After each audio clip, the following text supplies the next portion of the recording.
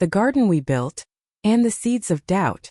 If you've ever sacrificed so much to build a life together, only to wake up one day and realize you're the only one still there, what would you do? I'm not impulsive. I believe in kindness, in patience, and in gardening, because everything in a garden takes time, and I always thought love worked the same way. Daniel and I used to call our backyard the place where we became kinder people. In the early days after we moved to Asheville, North Carolina, we planted each lavender bush and kale row with our own hands. I remember him crouching down to lay stones for the winding path through the grass, while I set out rose pots beside the wooden bench we painted together. Back then I believed in the word us so deeply, I never imagined one day I'd be the only one sitting on that bench. I used to be a therapist. I stepped away from the field when Daniel launched his organic food company. I managed the finances, the logistics, and cared for his mother through the final 2 years of her life after a stroke left her paralyzed. We didn't have children, and for the most part, I lived quietly on the sidelines of what he called his big journey. But changes in a marriage don't usually come with explosions. They creep in like a hairline crack in a glass. Barely noticeable, until the light hits just right and suddenly, it's all you can see. I started seeing those cracks when Daniel said he'd be going on a healing retreat in Colorado. First it was just a weekend, then a full week, then 2. He said there was no cell service out there. But the Instagram photos he forgot to hide told a different story. I didn't confront him. I simply began to observe. Like how he started leaving his phone locked in the glove compartment whenever he came home. Or how notifications never lit up his screen anymore. One evening while he was in the shower, the phone buzzed. A message popped up on the lock screen. Book the retreat for next month. Just need you to show up. I didn't read past that. I didn't need to. I didn't rage. I just poured myself a cup of tea, walked out to the garden, and sat down on that old bench. The breeze carried the soft scent of lavender. Like it was reminding me, you still have yourself. Another time, Daniel asked, do you really think we still need separate bank accounts? I mean, after all these years. I smiled without answering. But that night, I quietly reviewed every one of my financial statements. There's a small lesson I've learned after nearly 20 years with someone. Not everyone who stays quiet is blind. Some of us are just waiting to be sure that when we speak up, it'll be the last time we have to. I didn't tell anyone. Not my friends, not my sister, not even old colleagues. I just started writing in a journal again, one line each night. Today I didn't cry. But I saw more clearly. Seeds of doubt, once they sprout, don't just wither if you pretend they're not there. And I knew sooner or later I'd have to choose. To keep watering a shared garden I was tending alone, or to pull the weeds, clear the soil, and build a new one for myself. I didn't know when that day would come. But I had already started gathering my tools. My inheritance, his ambition, and the vanishing numbers. I never thought I'd be the kind of wife who needed to keep her passwords secret. Daniel and I had lived together for nearly 20 years, sharing everything from grocery lists to water bills.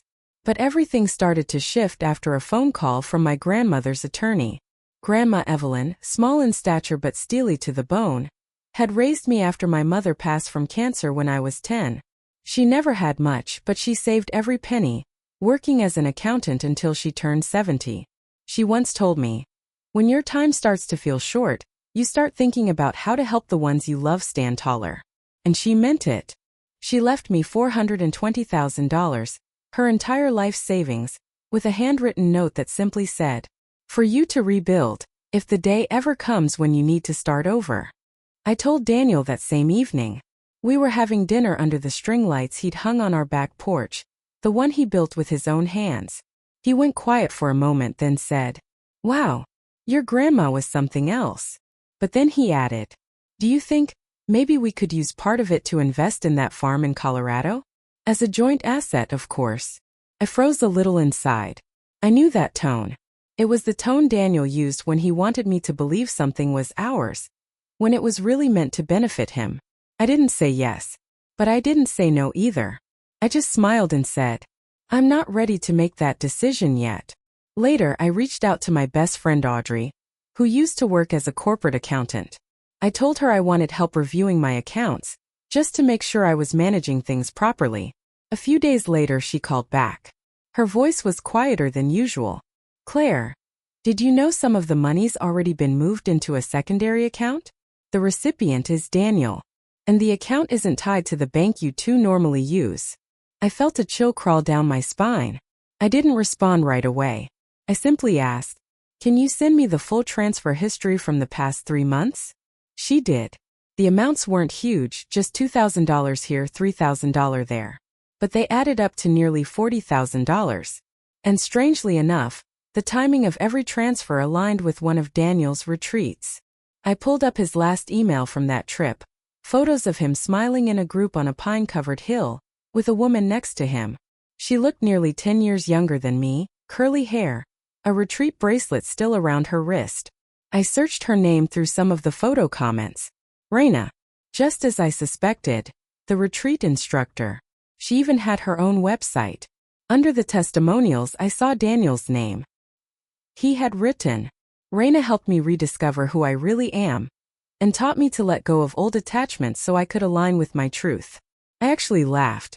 Old attachments. That would be me. The lesson I learned that day wasn't don't trust men.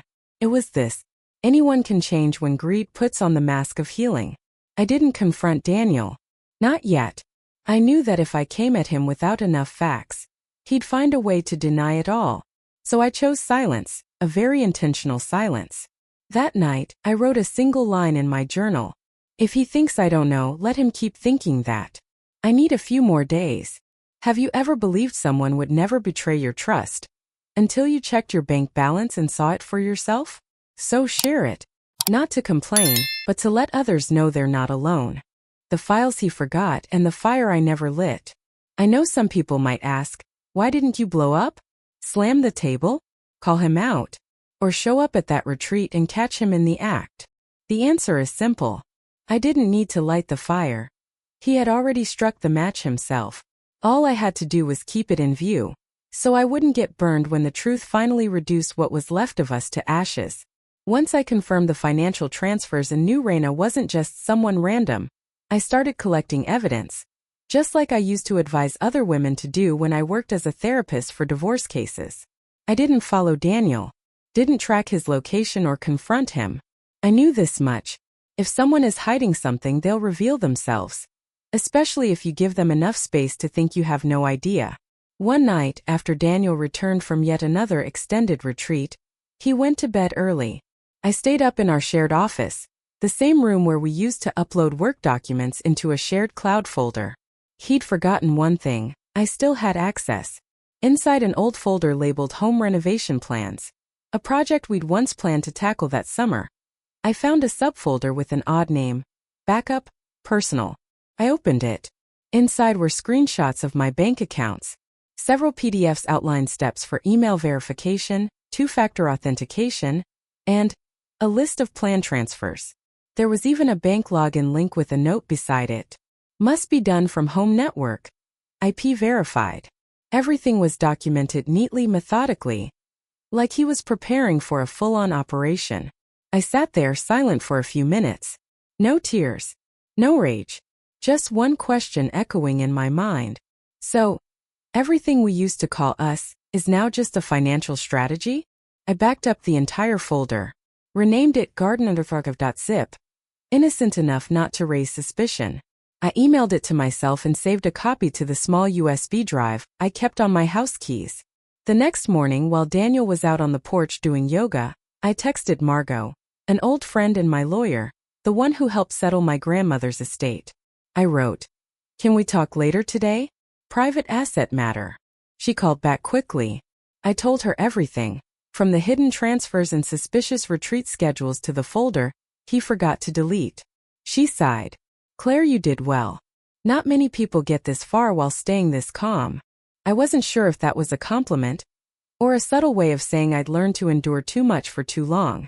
The lesson I took from that afternoon was this: the worst kind of betrayal isn't just what someone does. It's when they assume you're too naive to notice. That night, Daniel talked about some energy release exercise he learned at the retreat. I watched him, my heart as empty as a freshly wiped kitchen counter. I said nothing. I nodded, put the kettle on the stove, and smiled. My silence wasn't submission anymore. It was strategy. It was the beginning of a plan. Have you ever discovered something the other person thought they had hidden perfectly? Did you confront it? Or did you quietly prepare instead? Share your story. Someone out there might be standing at that same turning point looking for a way through. When he realized I wasn't crying but calculating.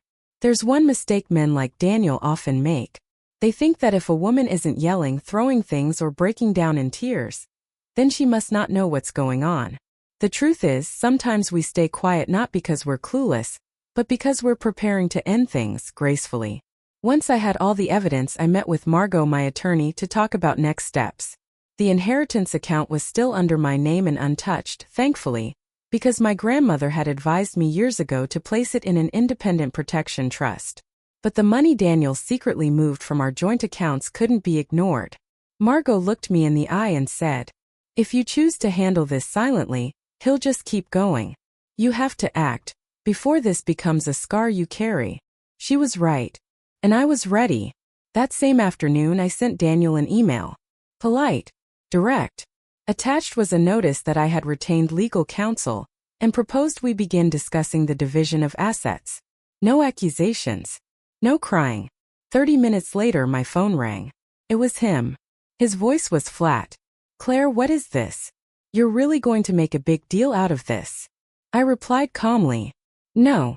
I'm just doing what needs to be done." He let out a short, nervous laugh. "You're overreacting to a few bank transfers?" I didn't answer that question. Instead I asked, "Does she, Reina, know you used my name to access our accounts?" This time silence. A long one. Finally he spoke, as if there was still something to salvage. "Claire, what we have, it doesn't have to end like this." I kept my voice soft. "Daniel, if there was something worth saving, you wouldn't have acted like you did when you thought I didn't know." And then I ended the call. No shouting. No last words. Just the quiet certainty that I didn't need to ask anything else, because I already knew enough. The next day, I transferred the retainer fee so Margot could begin the legal process for separation and asset division. I changed every password on my personal accounts, revoked old access, and flagged suspicious activity with the bank. They confirmed 2 unusual logins from our home IP during Daniel's last retreat. I also double-checked the deed to our house. Thankfully, it was in my name only. Daniel's past credit issues had made that decision for us years ago. A small detail at the time, but now it was a shield. The most important lesson I learned in that moment was this. When someone tries to make you feel like checking isn't necessary, that's probably the exact moment you should start checking. Not because you don't trust, but because you need to know what you're protecting. A friend once told me, "Calculated women are dangerous." I disagreed. I think calculated women aren't dangerous. They're simply done being underestimated. Have you ever stayed calm while someone assumed you were in the dark? Did you choose to observe in silence? Or speak up right away? Share your moment, because someone out there might be standing at that same crossroads right now. The key I left. And the garden that grew back. I didn't really know what I was expecting on that final day. Not anger. Not regret. Maybe a little late honesty. But what I got instead was silence. Daniel signed the separation agreement after his lawyer reviewed all the evidence. No arguments. No apologies. Just some neatly calculated figures printed, signed, and done. I left my wedding ring and the house key in an envelope, placed on his old desk. And in the kitchen, I left a single sticky note. I don't keep what has lost its meaning.